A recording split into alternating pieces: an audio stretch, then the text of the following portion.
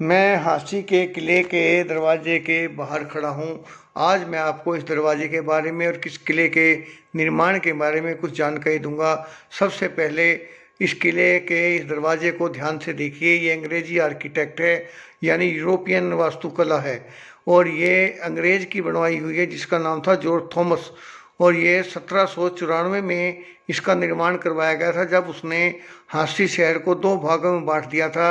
एक तो ये किला और दूसरा शहर। इस किले से कभी हरियाणा का संचालन होता था, क्योंकि झांसी हरियाणा की राजधानी थी। और इससे पहले कि मैं और ज़्यादा आपको जानकारी दूं, कुछ पेंटिंग्स हमें हाथ लगी हैं। तो आइए सबसे पहले देखते हैं हम ये पेंटिंग्स। इसमें आपको शहर साबुत दिखाई देगा। बड़सी दरवाजे से बाहर ये लॉर्ड हेस्टिंग का काफिला रुका था, वो जगह थी। और ये बड़सी गेट टूटा हुआ है, चार दीवारी के अंदर शहर है, पीछे किला साबुत है। और बाहर देखे बिल्कुल सुनसान अकेले में दिखाई देता है।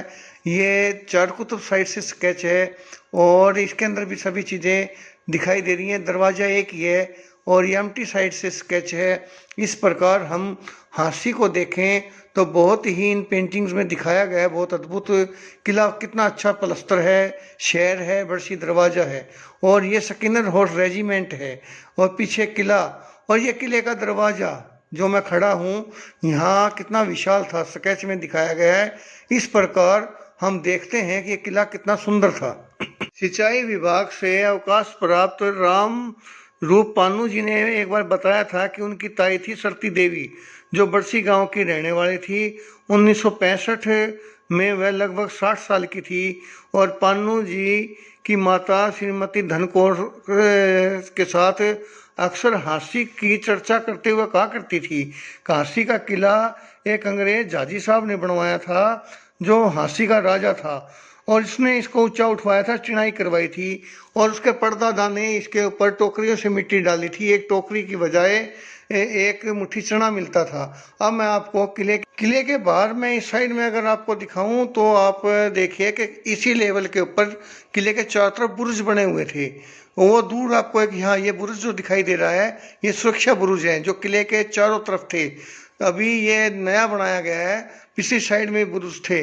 इस प्रकार से किला जो है ना, बहुत ही सुंदर था, सुरक्षा की दृष्टि से मजबूत था, और इसको देखने के लिए बहुत दूर दूर से लोग आते रहे हैं। अब हम चलेंगे किले के भीतरी भाग में और देखेंगे राजपूत काल में क्या। जब हम किले के अंदर आते हैं तो हमें ये सुरक्षा की चौकियां दिखाई देती है, जिसमें सुरक्षा कर्मचारी रहते थे।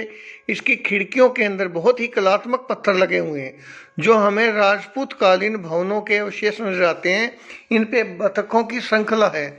ऐसे पत्थर और भी किले के ऊपर कई जगह देखने को मिलते हैं।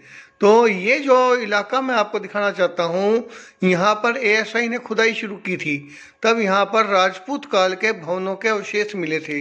तो इसका ये जो लेवल है, यहाँ से ये पता चलता है कि इसके ऊपर जो पृथ्वीराज चौहान के ज़माने में बहुत ही वैभवशाली भवन और धार्मिक स्थल रहे हैं इस क्षेत्र के अंदर, तो जो बाद में गिरा दिए गए, और समतल जगह के ऊपर बाद में ये किला ऊंचा उठाया गया था। ये किला कई 2-3 भागों में है, और इसको जानने के लिए बहुत गहराई से अध्ययन करना बहुत ज़रूरी है।